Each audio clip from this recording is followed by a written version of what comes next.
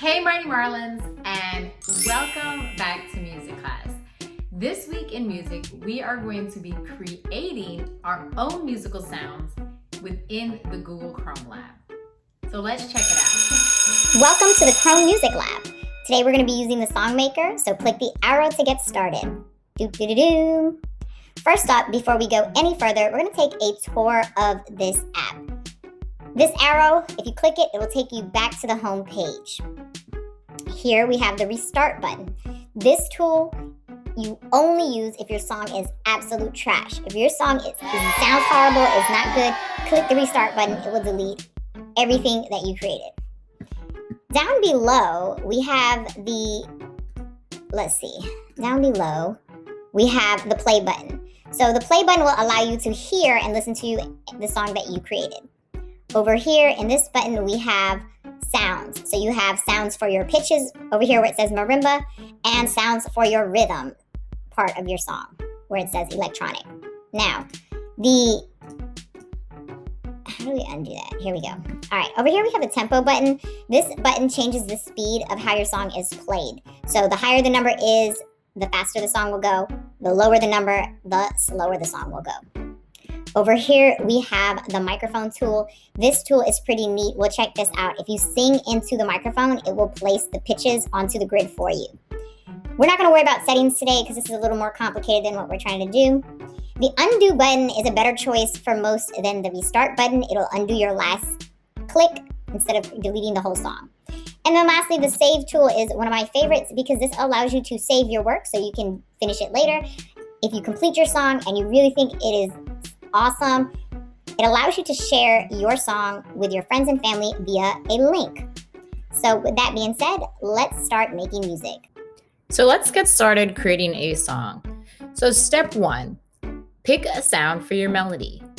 By clicking this button, you can change the sound of your notes. Before we start that, let's go ahead and create some sounds on our grid. Now I'm going to click the play button so we can hear how they sound. When I go back over here to where it says marimba, if I click this button, it'll change the sound. Now it's the sound of a piano.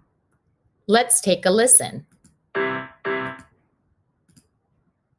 If we click it again, we have a string sound. Woodwinds and synth. Pick your favorite sound when making your song. I like the marimba. Now we're going to add our rhythm section instruments.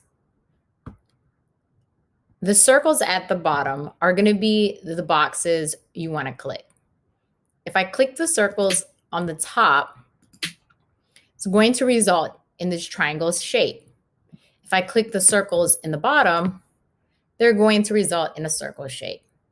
These are the drum sounds or the rhythm sounds that you can create.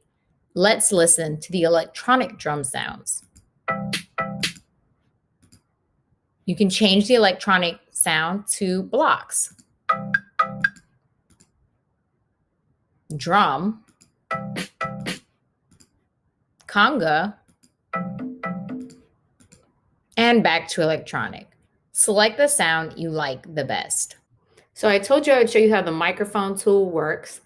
Click the microphone tool. Once you click it, you're going to sing the pitch that you want to put on the grid. La. And it selected the pitch up here. It is up here, this orange pitch. And as you can see, that's the pitch that I sang. So if you have a melody in your head that you are unable to figure out what notes to click on the grid, you can simply sing it into the microphone. So here are some tips when creating your song. First off, when you click any of the empty squares, you're going to see a note. So in this particular location, these notes are colored green. If I select notes that are in the same row meaning horizontally across from left to right, So all of the notes that are in this row are going to be the same exact note. So it doesn't matter if I click the third square, the fourth square, all of these squares are going to be the same note. Now, if I click notes that are vertically meaning up and down, so from the vertical position or the column position, the notes are going to change. So you can see that when I was selecting the notes, they were different patterns. So the first tip that I have is when you are selecting notes in the same column, meaning up and down where you see circled red, create a space between the notes. Layer the notes one space apart. And if you select the notes and they're right on top of each other, while this is visually appealing, it's going to be a more dissonant sound. The sounds are going to sound not so good together because they don't quite match up. So unless that's the sound you're going for, I suggest spacing your notes out one space apart. My next tip on this particular Songmaker is to create some sort of repeating pattern or ostinato. Every column or row that you create does not have to be completely different. So let's take a look. If I have red, yellow, green, I think I'm going to wait 2 spaces, 1, 2, and I'm going to create a pattern and do the same notes. 2 spaces, same notes. Okay, so now I have this repeating pattern. Let's hear how that sounds. Now, I may want to change the pattern. I don't want the song to be completely the same. So now I'm going to go up here. I'm going to select different notes, but I'm going to use the same pattern of 3 notes, 1 space apart, 1, 2, 3. And you see I have the empty spaces there. And I'm going to create this similar pattern. And let's listen to how that sounds.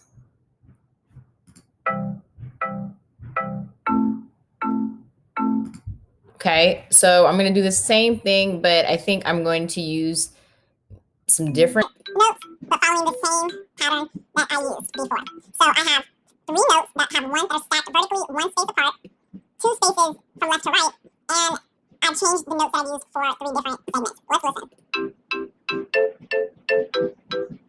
Now let me add 1 more segment over here with a different note.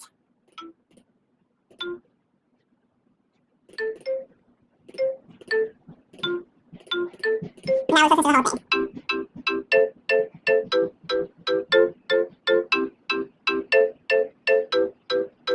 All right, I really like that.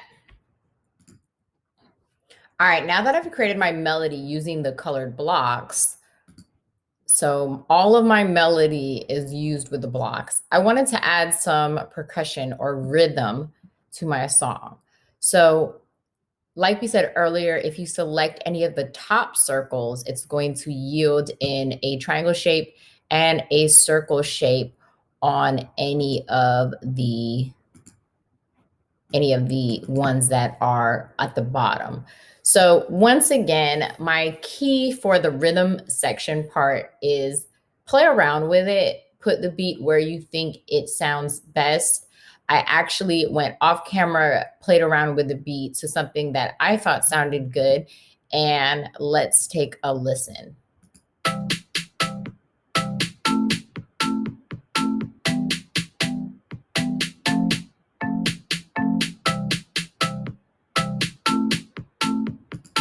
And you can even play around with the tempo to see, does it sound better faster? So if we speed it up, so I raised the tempo to about 177.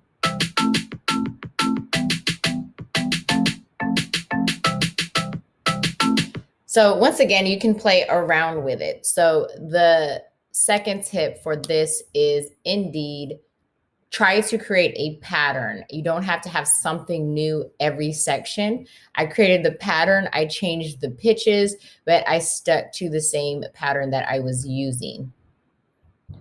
All right, Marlins. So this is my song. I think it came out pretty good. So the last thing I'm going to do for my song is I'm going to save it. I want to use this beat again. I really enjoyed it. I may want to share it with my family members. So I'm going to go ahead and click the save button.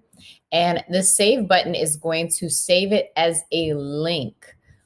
So the key is, as long as you have this link saved somewhere, you can use the link and revisit your song. So what I'm going to do is I'm going to copy the link, make sure I copy it, and I'm going to put it somewhere. I think I'm going to just email it to myself so that I can use this or revisit this song. So once you have a link, you can visit your song anytime you like. All right, Marlins, I hope you enjoyed our lesson this week. I would love to hear your beat. The cool thing about Songmaker, like we said, is you're able to save a link to your beat. So once you finish making your beat or your song, tune, whatever you want to call it, once you're finished, save the link, copy the link, and paste it in the answer box for the assignment this week. That way I can click the link and I can hear your music. Once again, thanks for watching, and I'll see you next week.